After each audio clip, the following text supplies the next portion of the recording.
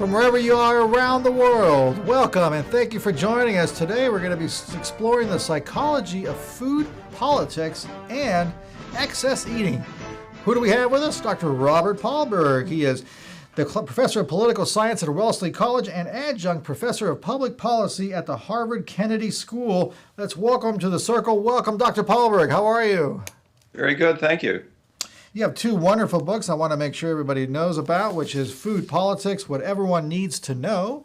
You also have another wonderful book, The United States of Excess, Gluttony, and the Dark Side of American Exceptionalism. Ouch. But before we get to those books, let's find out a little bit more about food politics. What does that mean?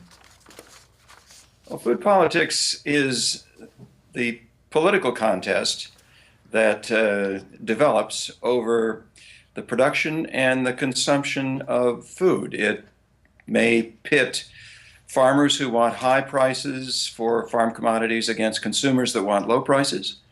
It might pit the livestock industry that doesn't want a lot of regulations for animal welfare against the Humane Society that does want a lot of regulations. It may pit food companies that want to be able to advertise junk food to children on television on Saturday morning. Health advocates who don't want those kinds of advertisements. It's a political struggle that takes place often in Congress, often in local government, often within the executive branch of the federal government. That's actually a touchy subject about commercials and food. I think France is one of the countries, or some of those European countries actually don't allow certain industries to have commercials. I'm not sure if you're... Well, many European countries place strict restriction on what can be advertised on television, especially to children. The United States doesn't do that, in part because in the United States, advertisements are classified as commercial speech, and so they're protected under the First Amendment. We have a political system and a political tradition that makes that kind of regulation much more difficult than in other countries. Do you think it really makes a difference in regards to children eating these bad foods? Well, we know that advertising is paid for by companies in the hope that it will change consumer behavior. They wouldn't be spending hundreds of millions of dollars on these ads if they hadn't done the research to tell them that it was going to make a difference. That's a good point. And it kind of brings to mind, too, when you were talking about these little rivalries going on out there. What's going on with the ethanol and the corn industry? Well, that's a moving target. When corn was at peak prices, $8 a bushel, back in 2012, people got nervous because they didn't want any more corn to go for ethanol. They thought it needed to go for animal feed use. Now that the price of corn has plummeted, those concerns have diminished a bit. However, the price of oil has also plummeted. And so it's much more difficult for ethanol to compete with petroleum-based gasoline products today. Meanwhile, U.S. biofuels policies are locked into a federal schedule for steadily increasing the production of biofuels that doesn't suit market conditions. And so the Environmental Protection Agency is backing off from some of those requirements to produce still more biofuel. My guess is that our infatuation with biofuels from several years ago is a thing of the past. We've discovered that biofuels don't pollute less than fossil fuels. The greenhouse gas emissions from ethanol-based transportation, if you take the life cycle analysis of the production of the ethanol from corn, the fossil fuel footprint is larger than it is for petroleum-based gasoline. Is it really? Wow. That's going to be shocking. Yes, you have to produce the corn, and that means you have to burn a lot of diesel fuel to plow and plant the fields. That means you have to produce a lot of fertilizer with fossil fuels in order to fertilize the fields. It's a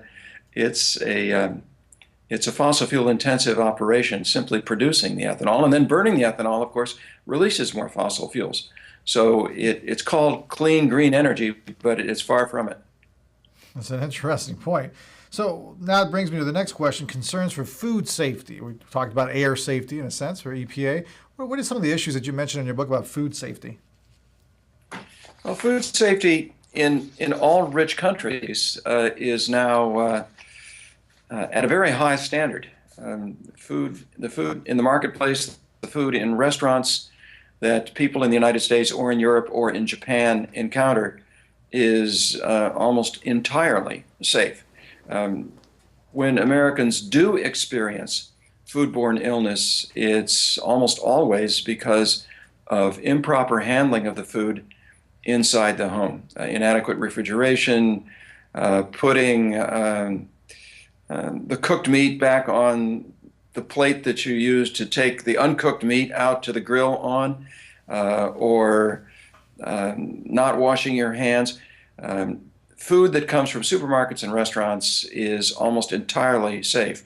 There are still occasionally sensational outbreaks of foodborne illness, and people do get sick, but very few people become seriously ill. The single most extreme outbreak of foodborne illness in the United States in the last 40 years, which was a case of listeria in melons back in 2011, produced only 33 fatalities nationwide.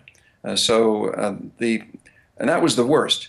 In most sensationalized food illness outbreaks, nobody dies. So it's actually, you're interested in psychology. It's an interesting question here. Why do people remain so anxious about food safety, even though the safety of the food that they buy is at such a high standard? And of course, it's because we all purchase food in supermarkets. So on the rare occasion when unsafe food is sold in supermarkets, we can all identify with the poor individual who experienced an involuntary exposure to some risk. And the media know that we can all identify with those individuals, and so they sensationalize these cases in order to generate a large audience, and that projects the wrong impression about the safety of our food supply. Now, our food supply is safe, I think, for pretty obvious reasons. First, the food is being delivered to us today from very well-endowed, highly capitalized corporate food interests who know that their brand will be badly harmed if an outbreak of adulterated food or contaminated food or food with too many chemical residues produces an outbreak. And so they invest enormous amounts of money in avoiding that kind of contamination. That's a good point, especially the media aspect as well. As you said, it was a psychology show. I know we had a gentleman on earlier, FBI profiler. We were talking about availability bias. If you see something very often, it keeps getting repeated over and over again. The media projects it. People think it happens a lot more often than it does. And sensationalism, like you said. So, yeah, we definitely get snookered by those things. What's your opinion? I should point out that it's the anticipation of those sensational media reports that motivates the private companies to spend so much money ensuring the safety of their product. So it's sensationalism that produces a healthy outcome in the behavior of the food companies, if not in the expectations of the consumers. That's a good point. I didn't think about it that way. Hello, my name's Matt, and I'm an addict. My mom was addicted to prescription pills when I was very young, before I even turned 1. Are you or someone you know struggling with alcohol or drug addiction? Has everyone given up on you or your loved one? The caring staff at Elite Care understands and treats you as a whole person. We offer individual and group therapy, holistic healing such as yoga, nutrition, and spirituality, medication management, and PTSD treatment. By building upon your strengths and rebuilding broken bonds, we help you begin a successful life. With our staff of licensed psychotherapists and doctors, you can be assured of the highest level of care. Elite Care is the best option for long-term rehabilitation from drugs and alcohol. Contact 888-511-0607 for more information. What's your opinion on subsidies? Subsidies to farmers. Well, I think they're mostly unnecessary and wasteful. In the United States today, subsidies go to farmers mostly based upon current or historical production. So those that produce the most get the biggest subsidies. That means that 45% of all subsidies in the United States go to the 5% of farms who are the biggest. And Wow. those 5% of farms who get 45% of the subsidies have an average net worth of more than $2 million. They have assets worth more than $2 million. So they are hardly struggling, and I think it's unnecessary and wasteful and frankly unfair to tax average Americans, middle-class Americans, to deliver still more cash into the pockets of millionaire farmers. And we're going to get to another book, your other book, The United States of Excess, in a little bit. Well, the reason I bring that up is we're kind of talking about here subsidies, but then we're also, the next question is going to be talking about biotechnology being left out in Africa. What kind of an impact is happening there? Well, biotechnology in agriculture, this is genetically engineered crops, or so-called GMO crops, aren't being grown in Africa because they're illegal to grow. In nearly all of the tropical African countries, it's not yet legal for farmers to plant any genetically engineered crop seeds. So that's the reason they're not being grown. They're illegal. They're illegal in Africa because the African governments have imported the same regulatory systems that European governments have used to block the planting of GMO crops. They've done that in part because they've been frightened away from GMOs by advocacy groups that are also coming from Europe, like Greenpeace International or Friends of the Earth International. These advocacy groups campaign in Africa against GMOs and scare Africans with stories about risks to human health or risks to the environment or risks, commercial risks of not being able to sell any products in Europe if they start planting GMOs in Africa. Of course,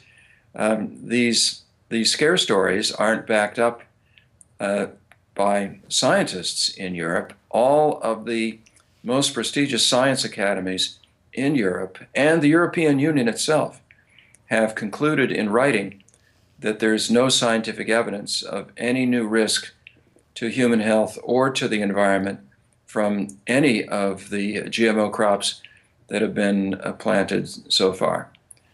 So I think it's an unfortunate outcome because farmers in Africa, unlike farmers in Europe, are in serious need of increased productivity. Crop yields in Africa are only 1/10 as high as they are in Europe, and GMO crops that could help farmers in Africa protect against insects or protect against crop disease or protect against drought would be useful. And yet African governments have been, in a post-colonial way, they've been persuaded by Europeans not to open themselves up to this technology. So let's go to your newest book, The United States of Excess, Gluttony and the Dark Side of American Exceptionalism here. What made you write this book, and can you give us a little brief synopsis of it? Well, I wrote this book because I was struck by two things about the United States. First, the prevalence of obesity. We have rates of obesity twice as high as Europe, and also our CO2 emissions from the burning of fossil fuels. We have per capita CO2 emissions twice as high as Europe. I thought to myself, why are we such an outlier in these two aspects of consumption? What explains it? And I wrote this book to see if these two forms of gluttony, food gluttony and fuel gluttony, had any common roots. And I did find some common roots. It was an interesting exercise. I did not know what I was going to find when I started researching this book, but what I discovered was that both of these aspects of overconsumption in America are significantly overdetermined by a combination of our material endowments, our demographic endowments, our unique political institutions, and also our distinct political culture as Americans. Let me ask you this, because I know one of the aspects that stuck out for me in the book was, are we hardwired to consume a lot of food and fuel? Is that how Americans are hardwired? Well, in a sense, we are. If you take fuel, we have fossil fuel resource endowments in the United States 2 or 3 times as great as those in Europe. And so fossil fuel industries have grown up around these resources. Coal companies, oil companies. These very large companies, of course, have a lot of political clout. And so they've been able to persuade government in the United States to impose extremely low taxes on gasoline, on fuel oil, on natural gas, far, far lower than in Europe. And so that generates much more consumption in the United States than you would encounter in Europe. The much lower price of fossil fuels in the United States compared to Europe has also encouraged the construction of a built environment, homes, roads, settlement patterns, that are built on the assumption of cheap fossil fuels and that require the consumption of a lot of fossil fuels. That makes it very difficult for the United States to back off from its much higher consumption of these fuels. One question here, our last question before we have to go. How do we relate to China in regards to fuel consumption as well as food consumption?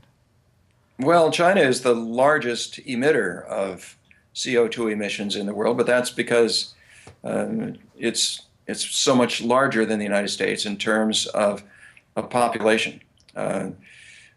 In terms of per capita emissions, in terms of CO2 emissions per capita, the United States is still 3 times greater than China. China's per capita emissions are increasing, but they're increasing from a very low level. China is still a relatively poor country compared to the United States. But China's emissions are increasing rapidly, and one reason is the outsourcing of so much manufacturing from rich countries like the United States or Europe to China. The United States imports a lot of manufactured goods from China, and the CO2 emissions that come from the manufacture of those goods are located in China now rather than in the United States because we're the importers of these goods instead of making them ourselves. That makes us look better than we ought to look compared to China in fossil fuel emissions. That's a good point. Thank you so much, Dr. Robert Paulberg, for being on the show. We truly appreciate it. Here are the 2 books again you can't miss out. Food Politics, What Everyone Needs to Know, and The United States of Excess, Gluttony and the Dark Side of American Exceptionalism. 2 books you have to get to make sure you're informed and know what's going on out there. Don't be fooled by some of the stories you hear. You got to know the truth so you're not misinformed. Once again, thank you very much for joining us, Dr. Paulberg. Thank you, everyone, for joining us. Remember, our motto is simple. Wherever there's psychology involved, even in our food, we're there. See you next time, everyone.